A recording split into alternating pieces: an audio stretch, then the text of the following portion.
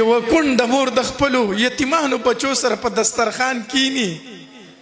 او په دسترخوان باندې وچه ډوډۍ او صرف اوبه پرتې وي او د روژه ماتي ټیم وي او الله ته سر اوچت کي او وجاړي چې الله دا روژه دې راوستله، الله روژه ماتې دې راوستو، نو زما د بچو نه به دې پلار نه اخیستو. الله روژه خو را روانه ده که نه؟ الله تبارک وتعالی دې مونږ ټول د رمضان المبارک میاشت ته په خیر او په عافیت ورسوي. یوه خبره درته کومه، الله تبارک وتعالی ته په عملونو کې خو عمل چې دی که نه یو وږې ګېډه مړول دي، یو وږې ګېډه مړول. نن به دلته دا ټول دا قصد کوو انشاءالله چې رمضان المبارک میاشت را روانه ده، چې زما په دسترخوان باندې څه پراته وي انشاءالله دا به د یو یتیم په دسترخوان هم پراته وي. دا به قصد کوو که نه چې زما په دسترخوان څه پراته وي دا به د یوې کونډې په دسترخوان هم پراته وي. زما په دسترخوان چې څه پراته وي دا به د یو مزدورکار او د دیاړمار په دسترخوان هم انشاءالله پراته وي. داسې به کوو که نه کوو؟ هسې نه چې یوه کونډه مور د خپلو یتیمانو بچو سره په دسترخوان کینی او په دسترخوان باندې وچه ډوډۍ او صرف اوبه پرتې وي او د روژه ماتي ټیم وي او الله ته سر اوچت کي او وجاړي چې الله دا روژه دې راوستله، الله روژه ماتې دې راوستو، نو زما د بچو نه به دې پلار نه اخیستو. الله هسې نه چې زما ستا شکایت الله ته وکړي. الله خلکو ته په دسترخوان باندې هر قسمه خوراک پروت دی، خوراکونه یې نه خوښېږي. الله زما یتیمان بچی زما سره په دسترخوان باندې وچې ډوډۍ ته ناست دي. الله په دې چم ګاونډ کې د چا سره دومره احساس نشته چې ما له روژه ماتې راوړي. زما خبره اورئ که نه اورئ؟ هسې نه چې زما په ګاونډ کې یوه کونډه پاتې کېږي، زما په ګاونډ کې یو یتیم پاتې کېږي، زما په ګاونډ کې یو دیاړمار او غریب پاتې کېږي او د روژه ماتې په ټایم کې زما رب ته زما شکایت ونه کړي. چېرته دا قصد وکئ ښه چې په روژه ماتې کې چې په خپله څه خورم انشاءالله دا به را سره په ګاونډ کې یتیم غریب مسکین هم خوري. کوو به داسې که نه به کوو داسې؟ کوو به داسې که نه؟ الله په دې ډېر خوشحالېږي چې د یو مسکین د یو غریب او د یو لاچاره سره ډېر امداد کوي. ما نه تېر ورځو کې چا تپوس وکړو، وی مولانا صاحب مې هو وی ته ډېر په کومه خبره باندې خوشحالېږي؟ ډېر په کومه خبره خوشحالېږي؟ مې زه ډېر زیات په دې باندې خوشحالېږم زما سره مدرسه کې یتیمان بچي دي، یتیمان بچي ما سره پاتې کېږي. ستاسو سره د پېښور را سره هم ډېر ماشومان دي، ما سره یتیمان بچي دي او ما د خپل ادارې طریقه دا ګرځولې ده چې د هغې یتیمانو ټوله خرچه هغه الحمدلله زموږ اداره برداشت کوي. د هغې جوړه جامه پیزار، د هغې د سکول کتابونه، د هغې د سکول کاپیانې، د هغې جرسیانې، د هغې د وړي او د جمې پیزار او حتی تر دې پورې چې کور ته د تلو راتلو کرایي ورله مونږ ورکوو. د هغې ماشوم چې څومره اخراجات یې الحمدلله زموږ اداره برداشت کوي. نو ما ته ته په کومه ډېره خبره خوشحالېږي؟ مې زه هلته ډېر زیات خوشحالېږم که زه اکثر بیاناتو کې ما زه مدرسې ته ډېرې ورځې پس لاړ شم،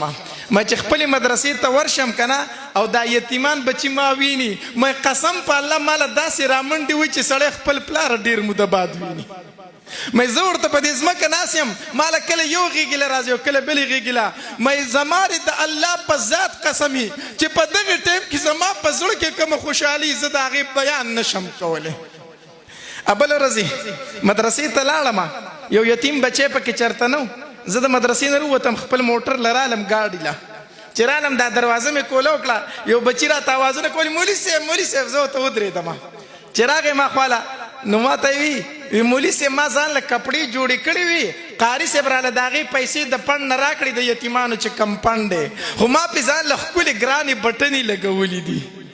نو ما له د هغې پیسې راکړه، ما پې ګرانې بټنې لګولي. زه ورته په ځمکه کېناستم، په دې غېږ کې ونیو، ټوکې مې ورسره کولي. مې ښه چې نورو وړو ساده بټنې لګولي نو تا ولې ګرانې لګولي؟ خندل مې ورسره. مولي صاحب زما خوښې شوي وي، ما چې زه به پې دا لګوم. ما سره خبرې کولې، زما دا خبرې او دغه دا خبرې په پټي کې یو زمیندار لګیا و، هغه اورېدی پټي ته دیوال کوم چې دا خبره واورېدې زما خواله راغی هغه ته چې ما کتل نو جړل هغې زمیندار د جیبه یې پیسې راواخستې ما ته وی مولي صاحب ته د یتیم دا خبرې ما واورېدلې دا پیسې ولې زما د طرف نه پکې هم ورکا ما ورته وی حاجي صاحب الحمدلله د یتیمانو له ما ډېرې پیسې ایښې دي خو چې دوی ما ته دا خبرې کوي او زه ورسره لګیا ماله خوند راکوي ماله خوند راکوي الله د یتیمانو د مسکینانو سره ډېر مرسته کوئ ښه ډېر ښه خبره موضوع رانه بل خوا لاړه سمې وي زما موضوع مانه یو خوا بل خوا خورېږي راخورېږي نبی علیه صلات وسلام چې کله د سحر مونځ وکړو وی په تاسو کې داسې څوک شته دی چې یو وږې ګېډۍ مړه کړي ټول صحابه کرام چپ شو ابوبکر رضی الله تعالی فرمایل وی او د الله پاک پیغمبرم بیګا ما یو مسکین ته ډوډۍ ورکړې ده بیا نبی علیہ الصلوۃ والسلام فرمایل وی پتا سو کې داسې څوک شته دی چې بیګای د یو مریض پوښتنه کړي ټول صحابه کرام بیا چپ شو ابوبکر رضی الله تعالی فرمایل وی او د الله پاک پیغمبره بیګایو صحابي بیمار او داغه پوښتنه لم ورغلې ما بیا نبی علیہ الصلوۃ والسلام پوښتنه وکړه وی پتا سو کې داسې څوک شته دی چې د یو مسلمان په جنازه کې شرکت کړي ټول صحابه کرام بیا غلی شو ابوبکر خو ابوبکر دیکھنا ابوبکر رضی الله عنه فرمایلی او د الله پاک پیغمبره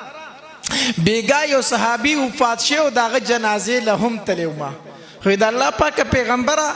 چې دا ټول کارونه می وکړل کنه دلته می په یو مسکین ډوډۍ وخوروله بیا یو صحابي بیمار او داغه پوښتنې لورلم بیا یو صحابي وفات شو داغه جنازه لورلم دا ټول کارونه چې می وکړو او کور ته راتلم نو ټایم ډیر زیات ما وخت وو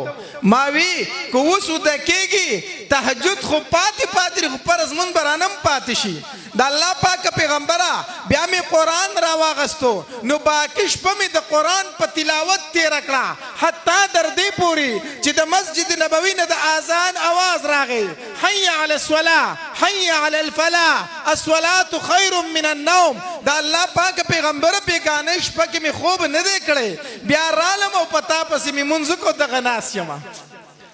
نبی علیہ الصلوۃ والسلام ورته فرمایلی ابوبکر خبره دادا دا زکه په بیګانه شپه کې جبرئیل علیہ الصلوۃ والسلام زما خواله سل پیری راغې او ما ته وی چې په ابوبکر می سلام وایا او بیا جبرئیل علیہ السلام زما خواله راغې ما ته ویل وی د الله پاک پیغمبره په بیګانه شپه کې مې د ابوبکر په شونډو باندې د خپل شونډې سل پیری ایښي دي